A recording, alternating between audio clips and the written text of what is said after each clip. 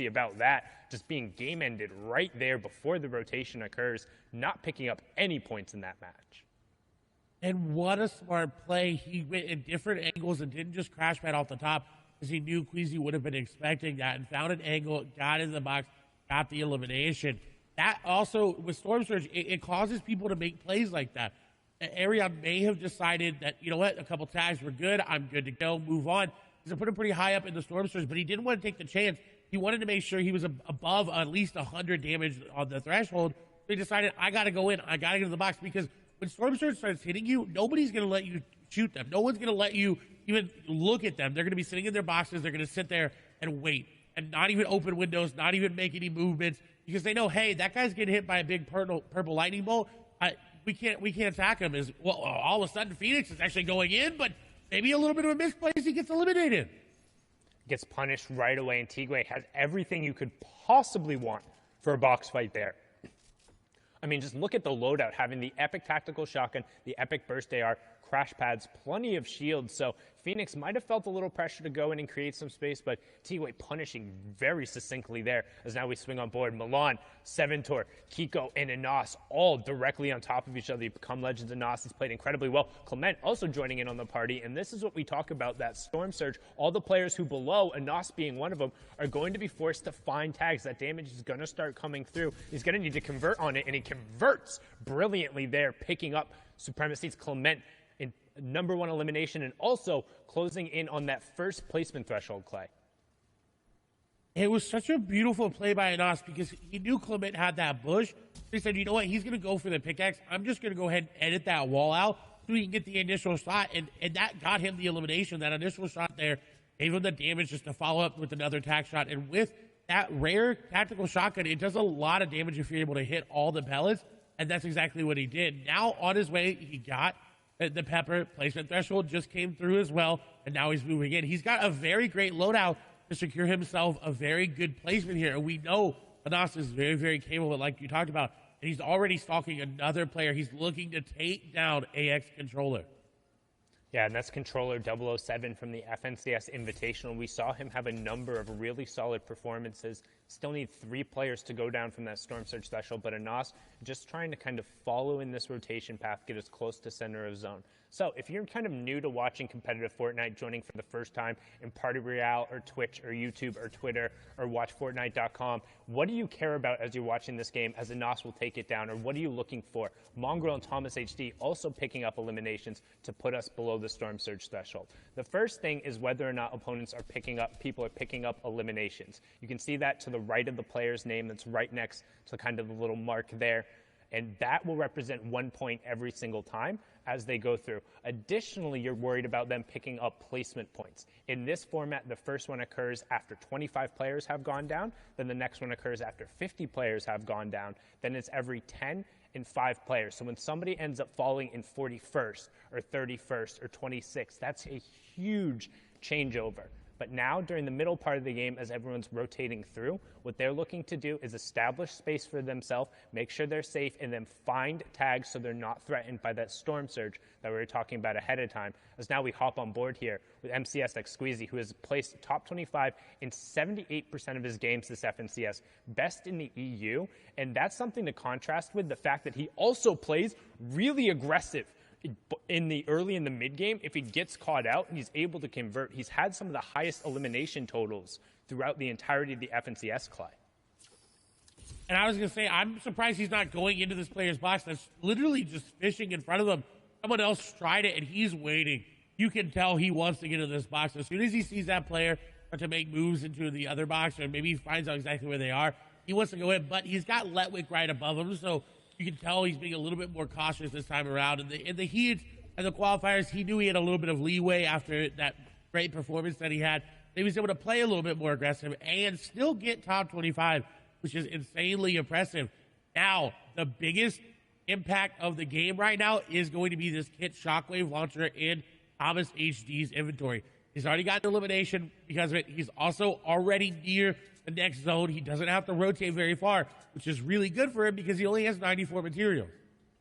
He only has 94 materials, and he's right by the priority on high zone. This is the 4th zone, which means it's the last safe zone that's completely inside the current safe zone. After that, the 5th one will be the half in, half out, which kind of signals the transition into the end game as Thomas helps end Sebi's game there. He's going to be sent back and have to queue up after that. And Thomas hits him with a favorite emote. Hey, if you got that emote and you're in Party Royale, mimic it right now. Let Thomas know you're with him and sending him the aid, because he has a really good shot to ride this game out with where he's positioned, because after the 4th zone, you don't want to head super central. So all of a sudden, if that half in, half out zone pulls to the south and is on this high ground, and he has all the shockwave launcher plus a launch pad plus the mythic charge shotgun, it's going to be really difficult to force him out of a priority position. He's going to be somebody to watch over the course of this game who's going to impact the other players around him. And he's already doing that just with his AR. He impacted Sebi. He's going to take down passive. And this is very, very good for him, because he doesn't have to go too aggressive to get these eliminations. They're kind of being handed to him here as he's just taking a grasp of his surroundings, looking at every possible angle and getting eliminations. And speaking of that, Mr. Savage going to pick up an elimination there onto for Strokey.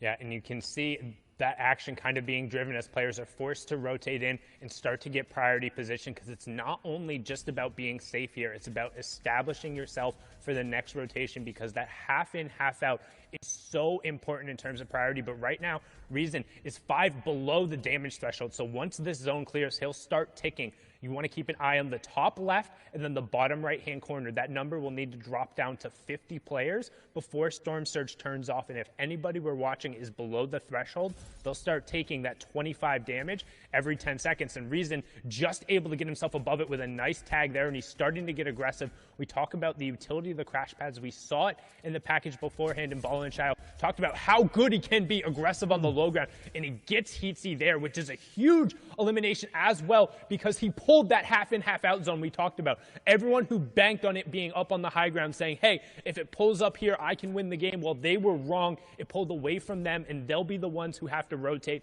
as we hit top 50, meaning Storm Surge turns off, second round of placement points goes through, and everyone is going to be rotating now. And you saw Savage just waiting with that edit open. He was looking for any possible angle to pick up an elimination. Lois as well. He's kind of fashioned himself a little bit of a base here that's got these pyramids edited in a nice way so we can see down on players rotating.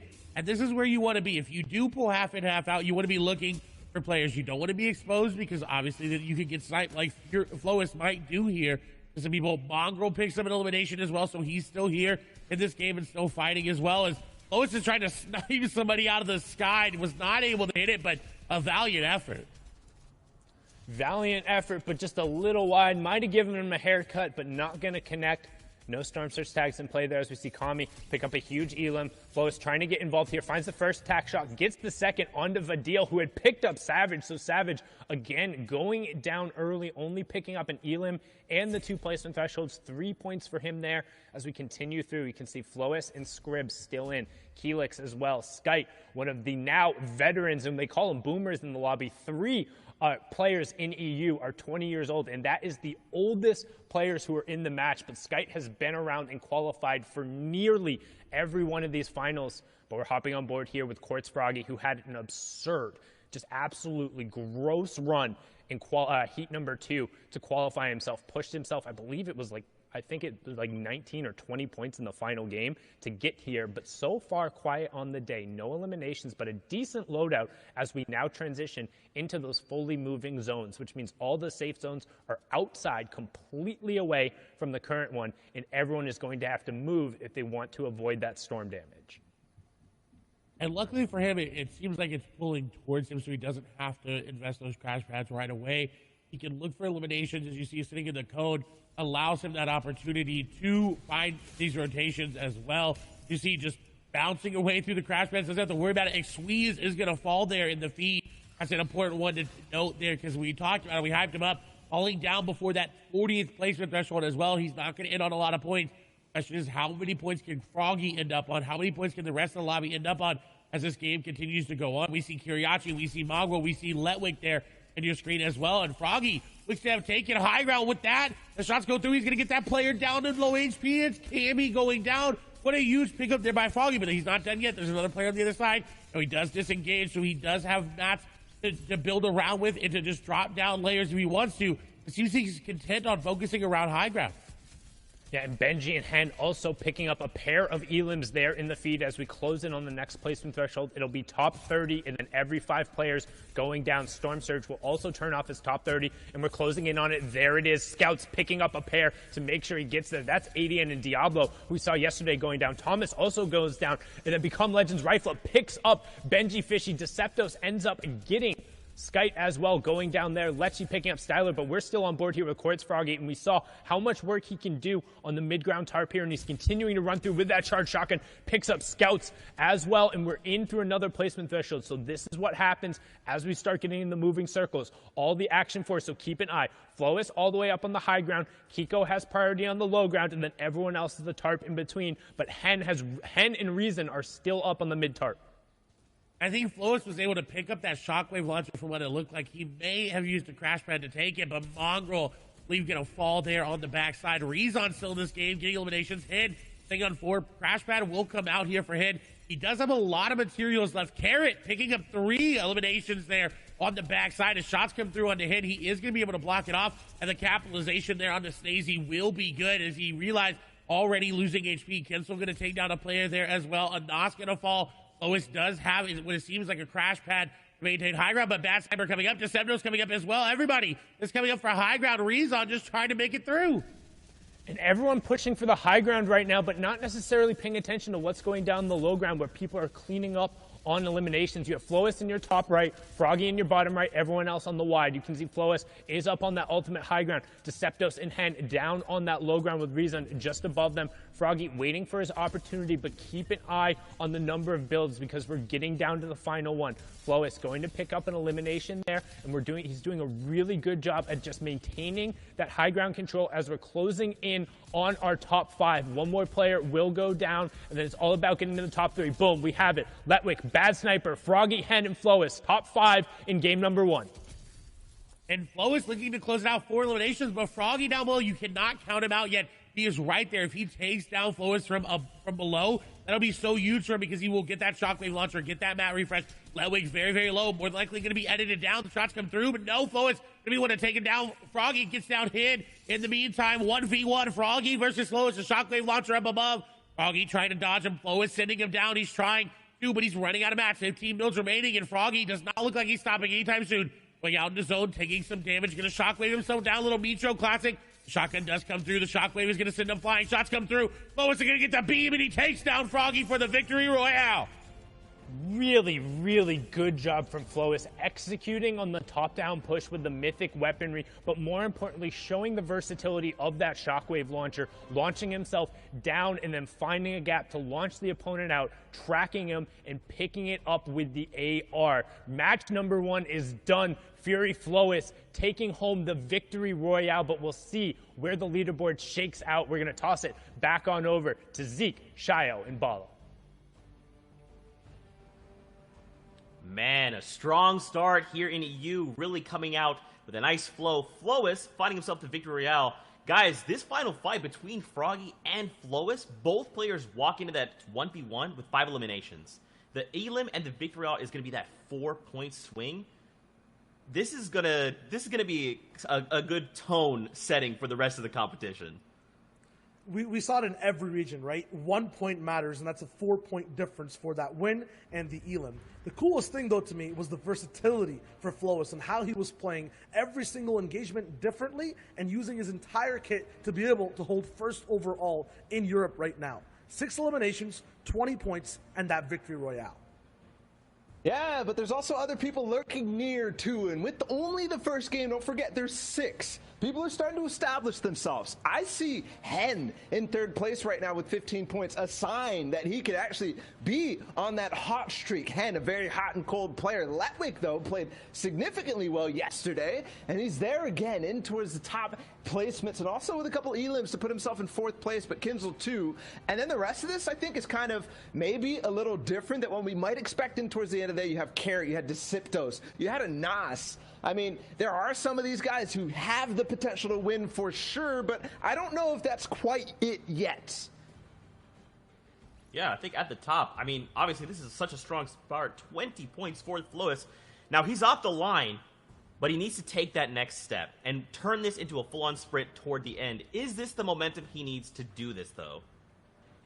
Yeah, I mean, for all the people over here, that's the same kind of question, right? And if you haven't seen the standings leaderboard before, the eliminations are the total overall over the 6 games we're playing, as well as the points. And that's a combination of the placement and elims these guys have. So Lecce got 5 points of placement that game in 22nd place, and 2 eliminations. That's 1 point each. But for these guys, they're kind of sitting at 30th place. They don't have to go for a top 25 anymore. No one has to go for top 50. Everyone here is focused on that win, and they're just slightly behind. Still, though, really hot off the gate.